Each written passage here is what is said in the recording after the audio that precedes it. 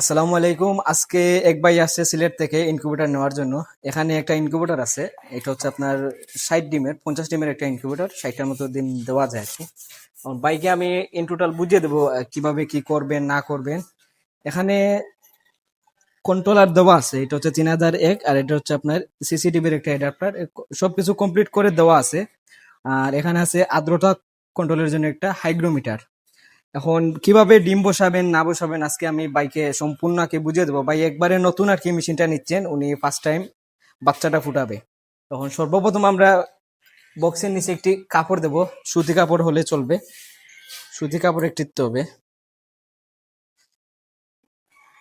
এরকম ভাবে সুতি কাপড় একটা দিতে হবে। একটু আমি দেখানোর জন্য দিতেছি, আপনারা আর একটু পাতলা দিবেন। কাপড় দেওয়া শেষ করে এখন আপনাকে 20 ডিম দিতে হবে। যেমন আমার এখানে দেশি মুরগির 20 ডিম আছে, এগুলো হচ্ছে আমার নিজস্ব প্যারেন্টসের 20 ডিম। এখানে মার্কার দিয়ে দাগ দিতে হবে, এইভাবে ডিম দিয়ে এরকম ভাবে দাগ দিতে হবে, ক্রস চিহ্ন বা যেটাই দেন, যার যেটা ইচ্ছা। এরকম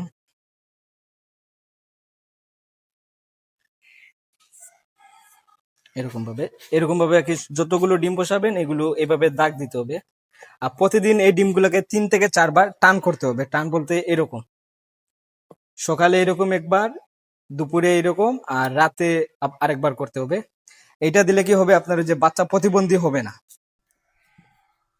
আর ভাই কোন জায়গা থেকে এসেছেন? সিলেট কুসাই থেকে ভাই আসছেন। আর এইভাবে ডিম বসাতে হবে।